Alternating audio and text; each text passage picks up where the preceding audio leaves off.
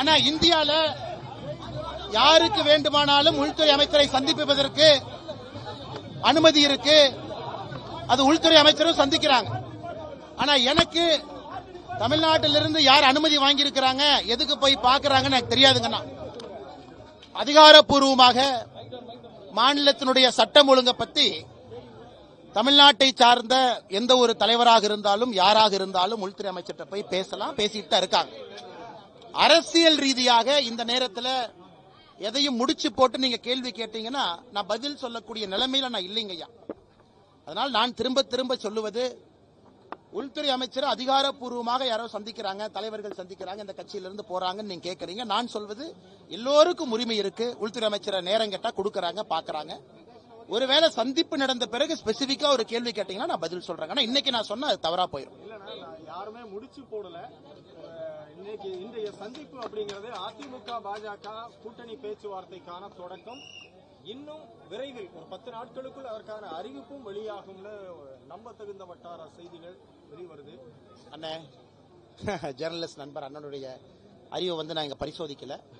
ஆனா நான் கட்சியின் சார்பாக அதிகாரப்பூர்வமாக ஒரு விஷயத்தை நான் சொல்லணும் அப்படின்னா அந்த நேரத்தில் நான் சொல்றேங்கன்னா, இன்னைக்கு நான் எந்த ஒரு சந்திப்பையும் எதையும் முடிச்சு போட்டு ஒரு கணக்கு போட்டு நான் சொல்ல மாட்டேன். அதிகாரப்பூர்வமாக உள்துறை அமைச்சரை யாரு வேண்டுமானாலும் சந்திக்கலாம். ஒரு மாநிலத்தினுடைய எதிர்க்கட்சி தலைவர் நேரம் கேட்கிறாங்க, சட்டம் ஒழுங்கை பத்தி பேசணும், நேரம் கொடுப்பாங்க, பேசலாம். அரசியல் கணக்கு எதுவும் இல்லை. எங்களுடைய நோக்கம் அது இல்ல. பாரதிய ஜனதா கட்சி தமிழகத்தில் சிறப்பாக தேசிய ஜனநாயக கூட்டணி வளர்ந்து கொண்டு வருகிறது. எல்லோருடைய நோக்கமும் திராவிட முன்னேற்ற கழகம் ஆட்சியிலிருந்து அகற்றப்பட வேண்டும் என்று எல்லாரும் விரும்புறோம். அது ஒற்றை கோட்டுல நம்ம தேசிய ஜனநாயக கூட்டணியுடைய தலைவர்கள் நீங்க பாத்தீங்க, எல்லோரும் ஒரே மேடையில் இன்னைக்கு இருக்கிறாங்க.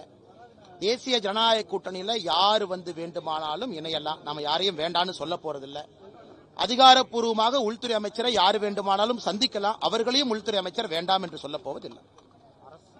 வேறங்கண்ணா, அரசியல் சதுரங்கத்தில் காய்கள் எந்த பக்கம் வேண்டுமானாலும் எப்போது வேண்டுமானாலும் நகரலாம் அல்லது நகர்த்தப்படலாம். அண்ணா, இப்பதான் நீங்க ஸ்டேஜ்ல பாத்தீங்க, நம்முடைய தேசிய ஜனநாயக கூட்டணியினுடைய எல்லா தலைவர்களும் அல்லது வர முடியாத தலைவர்கள் அவருடைய பிரதிநிதிகளை அனுப்பி இருக்கிறாங்க. ஒரே மேடையில் மிக அற்புதமாக ரமலான் நோன்பு திறப்பு விழாவை பாரதிய ஜனதா கட்சி இங்கே நடத்தி காட்டியிருக்கின்றோம். இஸ்லாமிய சொந்தங்களோடு எப்பொழுதும் பாரதிய ஜனதா கட்சி இருக்கும் என்பதை நாம தொடர்ந்து உணர்த்தி கொண்டிருக்கின்றோம். இப்ப இந்த நோன்பு விழாவை பார்த்து நம்முடைய முதலமைச்சர் அவர்கள் மாண்புமிகு ஐயா மு.க. ஸ்டாலின் ஐயா பொறாமப்படுற அளவுக்கு இந்த விழா நடந்திருக்கு. அது எப்படி பிஜேபி நடத்தலாம்? இதை முதலமைச்சர் பேசுற வேலையா? நீங்க நடத்துறீங்க, நாங்கள் நடத்துறோம். எங்களுடைய கட்சியில இஸ்லாமிய சொந்தங்கள் இருக்கிறாங்க. இஸ்லாமிய சொந்தங்கள் எங்க கட்சியை வழி நடத்துறாங்க. அப்படி இருக்கும் பொழுது திமுகவுக்கு யாராவது பட்டா போட்டு கொடுத்திருக்காங்களா? தமிழ்நாட்டில் இஸ்லாமிய சொந்தங்களுக்கு நோன்பு திறப்பு விழா திமுக மட்டும்தான் நடத்தணும் ரெஜிஸ்டர் ஆபீஸ்ல பத்திரம் போட்டு ஐயா மு.க. ஸ்டாலின் அவர்கள் அறிவாலயத்தில் ஒட்டி வச்சிருக்காங்கன்னா இதெல்லாம் அவருடைய வைத்தறிச்சலை காட்டுது. இஸ்லாமிய சொந்தங்கள் இன்னைக்கு ஐயா மோடி அவர்களுடைய தலைமை ஏத்துக்கிட்டாங்க. மோடி அவர்கள் செய்திருக்கக்கூடிய வேலைகளை பார்க்கறாங்க. இதையெல்லாம் பார்த்து தமிழகத்தினுடைய முதலமைச்சர் ஐயா ஸ்டாலின் அவர்கள் பொறாமப்படுறாங்க. இப்போ நாங்க பேட்டி கேட்கும் போது கூட திரு டிடிவி தினகரன், திரு ஓபிஎஸ் 2 பேருமே என்ன சொன்னாங்க அப்படின்னா, அதிமுகவினுடைய அனைத்து அணிகளும் ஒன்றாக இணைய வேண்டுமா அப்படின்னு கேட்டது எல்லோருடைய விருப்பம் அதானே அப்படின்னு தான் சொல்றாங்க. ஆனா இன்னைக்கு பாருங்க, மேடையில நம்ம அண்ணன் டிடிவி அவர்கள், அண்ணன் ஓபிஎஸ் அவர்கள்லாம் நம்மோடு இணைஞ்சு பயணிக்கிறாங்க. ஒரு வலிமையான ஒரு தேசிய ஜனநாயக கூட்டணி உருவாவதற்கு காரணமாக ஐயா ஓபிஎஸ் அவர்கள், அண்ணன் டிடிவி அவர்கள், எல்லா தலைவர்கள் இருக்கிறாங்க. இதுல நீங்க குறிப்பிட்ட 2 பேரை கேட்டனால தலைவர்கள் பேரை சொல்றாங்க. அதனால வருகின்ற காலத்துல திராவிட முன்னேற்ற கழகத்தை வீழ்த்த வேண்டும். அது கண்டிப்பா வீழ்த்தப்படும். அதற்கு தமிழக மக்கள் என்ன நினைக்கிறாங்க? ஒரு அணியாக திரண்டுவாங்க. ஒரு அணியாக நாங்கள் திரண்டு நிற்கின்றோம். நாங்கள் யாருக்கும் எதிரி இல்லை. அதனாலதான் ஏற்கனவே சொல்லியிருக்காங்கன்னா, தேசிய ஜனநாயக கூட்டணியில எந்த ஒரு கட்சியும் எந்த ஒரு தலைவரும் தாராளமா வரலாம், திமுகவை வீழ்த்த வேண்டும் என்று நினைத்தால். இந்த தேர்தல் களம் எப்படி இருக்கும்னு நினைக்கிறீங்க? ஆனா ஏற்கனவே சொன்னது போலீங்கன்னா, தமிழக அரசியல் வரலாற்றில் ஒரு மிக வித்தியாசமான தேர்தல் களம். வலிமையான கட்சிகள் 4-5 கூட்டணிகளாக இன்னைக்கு உருவாயிருக்கு. திமுக தலைமையிலான கூட்டணி, அதிமுக தலைமையிலான கூட்டணி, பாஜக தலைமையிலான தேசிய ஜனநாயக கூட்டணி, அண்ணன் சீமான் அவர்கள், அண்ணன் விஜய் அவர்கள். இன்னைக்கு 5 முனை போட்டி. இந்தியாவில் எங்கேயுமே 5 முனை போட்டியை நாம யாரும் பார்த்தது கிடையாது. எல்லாரும் வலிமையானவங்க தான். அண்ணன் சீமான் அவர்களும் அவருடைய வாக்கு வந்தியை தொடர்ந்து காட்டிட்டு இருக்காங்க. அது இடைத்தேர்தலாக இருந்தாலும் சரி, பாராளுமன்ற தேர்தலாக இருந்தாலும் சரி, சீமான் அண்ணன் தயாரா இருக்கிறாங்க. அதே போல அண்ணன் விஜய் அவர்கள் புதிதாக வந்திருக்கிறாங்க. அவர்களும் நாங்களும் இன்னைக்கு பெருசா இருக்கிறோம் அப்படின்னு தொடர்ந்து பேசுறாங்க. 5 முனை போட்டி தமிழகத்துக்கு நல்லதா எனக்கு தெரியாது. பத்திரிகை நண்பர்கள், பொதுமக்கள் நீங்க சொல்லணும்.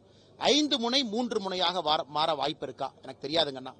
அடுத்த 8 மாத காலத்துல இந்த 5 முனை எப்படி போகுது நம்ம பாப்போங்கண்ணா.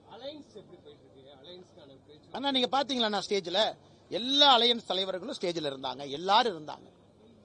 பாரதிய ஜனதா கட்சியினுடைய இஸ்லாமிய சொந்தங்களுக்கு நோன்பு திறப்பு விழா, தேசிய ஜனநாயக கூட்டணி எவ்வளவு பிரம்மாண்டமான நிகழ்வு நீங்க பாத்தீங்க. நம்மை பொறுத்தவரை பரஸ்பரம் விட்டு கொடுத்து அனுசரிச்சுதான் எல்லாரும் பயணம் செய்து கொண்டிருக்கின்றோம். அது கூட்டணியினுடைய மிக முக்கியம். சின்ன கட்சி பெரிய கட்சி என்று எப்பொழுதும் நாங்கள் பார்த்தது கிடையாது. எல்லோரையும் சமமா தான் நடத்துறோம். வருகின்ற காலத்தில் தேசிய ஜனநாயக கூட்டணி இன்னும் பெரிதாகும், விரிவாகும். ஒரே நோக்கம் என்னன்னா திராவிட முன்னேற்ற கழகத்தை வீழ்த்த வேண்டும். ஓகேவா? 6 மாசம் இருக்கு, தேர்தலுக்கு 6 மாசம் இருக்கு. இன்னும் கூட்டணி பத்தி பேசுறதுக்கு வாய்ப்பெல்லாம் இருக்குன்னு சொல்லிட்டீங்களா? ஆனா இந்த இஃப்தார் நோம்புல EPS நம்ம அழைப்பு எடுக்கல. இந்த 6 மாத காலத்திலே டெல்லியில போய் அமித்ஷாவெல்லாம் சந்திச்சுட்டு வராரு. அண்ணே நீங்க பாருங்க அண்ணே, இஃப்தார் நோம்பை பொறுத்தவரை அண்ணன் EPS அவர்களாக இருக்கட்டும், அண்ணன் சீமான் அவர்களாக இருக்கட்டும், எல்லாருமே இருக்கிறாங்க. இன்னைக்கு தேசிய ஜனநாயக கூட்டணி இன்னைக்கு யார் இருக்காங்களோ எல்லோரும் சேர்ந்து இந்த இஃப்தார் நோன்பை நடத்தியிருக்கோம். நாளைக்கு அண்ணன் டிடிவி அவர்கள் நடத்துறாங்க இஃப்தார் நோன்பு, அதில் நானும் பங்கேற்கின்றேன். இன்னைக்கு யார் நம்ம கூட்டணியில் தலைவர்கள் இருக்கின்றோமோ எல்லாருமே பரஸ்பரம் ஒருவருக்கு ஒருவர் பேசி இதை நடத்துறோம். எல்லோரும் இஸ்லாமிய சொந்தங்களுக்கு ஒரே செய்தியை சொல்றோம். திமுக காரங்க மட்டும் பட்டா போட்ட மாதிரி இங்கே எங்கேயும் சுத்திக்கிட்டு இருக்காங்க, அவங்களை நம்பாதீங்க. திராவிட முன்னேற்ற கழகம் செய்திருக்கக்கூடிய தவறுகளை, துரோகங்களை பட்டியலிட்டு காட்டிக் கொண்டிருக்கின்றோம்.